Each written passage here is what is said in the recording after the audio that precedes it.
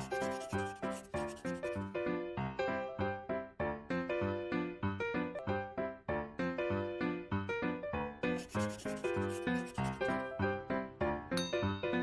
learners, I welcome you all to this English class. I welcome all plus 2 secondary students of Arts, Science and Commerce under CHSE pattern. Previously we have discussed something about the passive. We have learnt the rules, how a sentence in active voice can be changed into the passive one, and we have done some activities also. Today we will learn when do we use the passive. The rules for changing an active voice into the passive voice are reliable to a point. However, it is wrong to think that every active sentence can be changed into the passive one. The passive voice is used in special situations in which it would not be appropriate to use the active voice. It is important to know that what these situations are. So today we will discuss all the situations in which the passive sentence is used. You see first what the subject of the sentence is. We can think about a sentence. The main part of a sentence is the subject and it performs some action. So we should know first of all what the subject of a sentence does. Then students, previously we have discussed that the first rule for changing an active sentence into its passive form is to make the object of the sentence the subject of the passive sentence. Then students, previously we have discussed the first rule for changing an active sentence into its passive form is to make the object of the active sentence the subject of the passive one. But can you think why do we do this?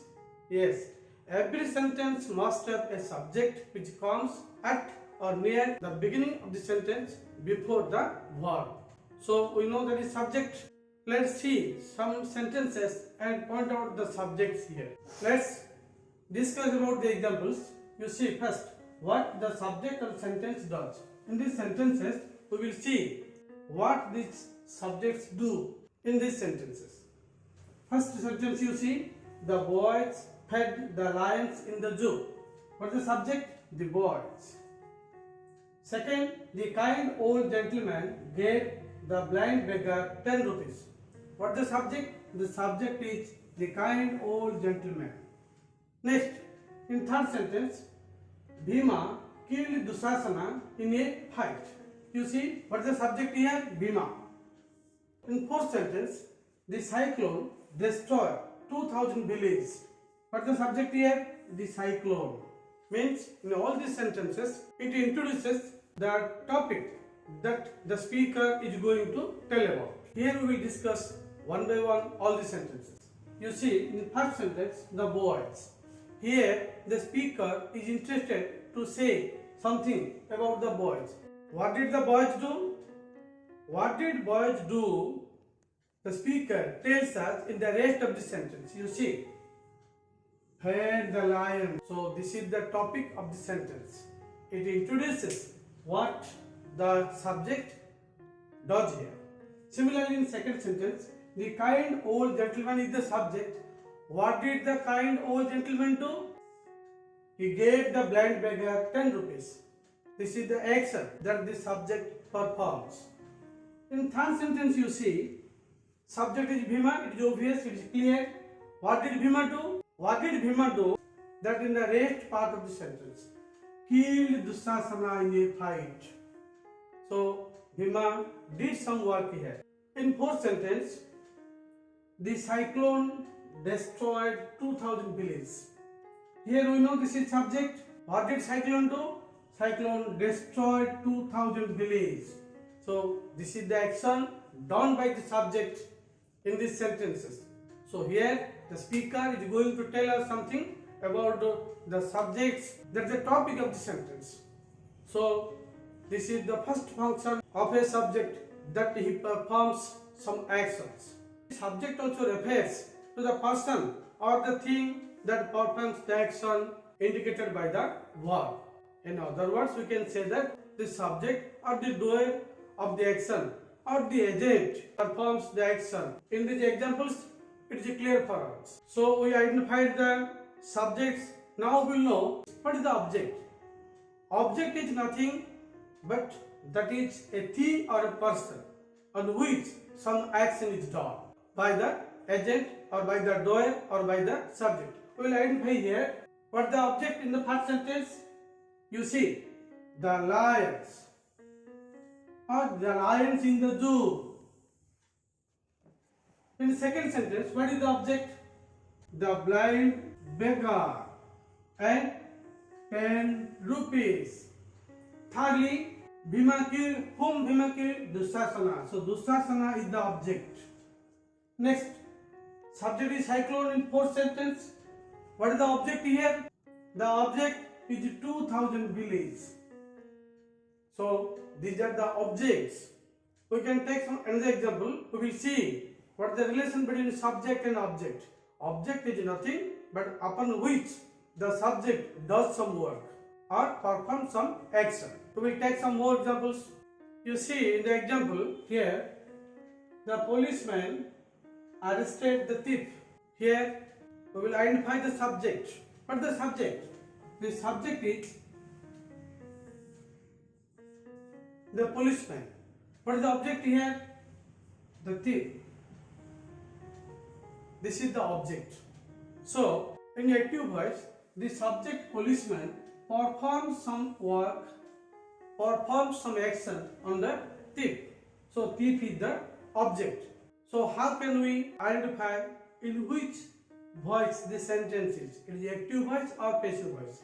It is active voice because the speaker is interested to say something about the policeman but not about the thief. He is interested to tell something about the policeman. It is the main part of the sentence. So we can say this is active sentence.